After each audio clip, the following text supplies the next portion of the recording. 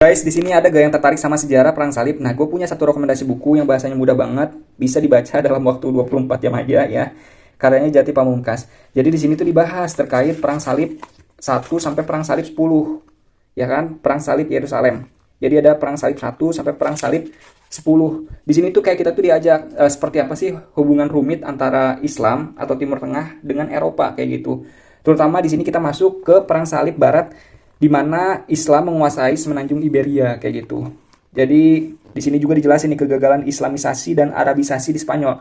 Karena kan ketika Islam berkuasa memang terjadi Arabisasi kan dan Islamisasi juga. Seperti yang terjadi di Levan atau sekarang Palestina dan Israel sekitarnya sama Afrika Utara kayak gitu.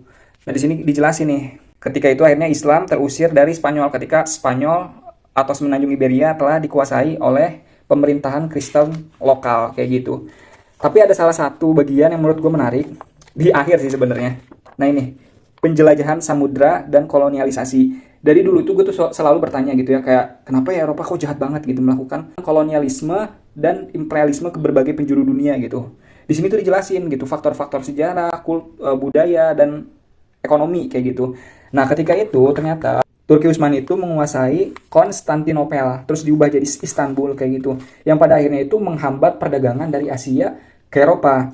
Lalu dengan berani Portugis dan Spanyol mencari jalur perdagangan baru melalui jalur laut yang sebelumnya dilakukan melalui jalur darat, tapi kan dikuasai sama Turki Utsmani kayak gitu. Keadaan yang terjepit oleh kekuasaan baru di timur membuat Eropa berani mengambil resiko berlayar tanpa pengalaman ke arah timur Asia. Jadi ini tuh dimulai oleh Portugis terus Spanyol. Nah, Portugis dan Spanyol akhirnya menemukan benua Amerika. Nih, jadi dampak dari pelayaran Columbus, Eropa menemukan benua yaitu Amerika. Jadi ditemukan benua Amerika. Dan kemudian Portugis juga menemukan India dan akhirnya mereka menguasai banyak daerah, akhirnya malah berujung ke kolonialisme dan imperialisme. Dan kemudian disusul juga oleh Belanda, Inggris dan Prancis kayak gitu. Dan ya udah terjadilah kolonialisme dan imperialisme di berbagai penjuru dunia.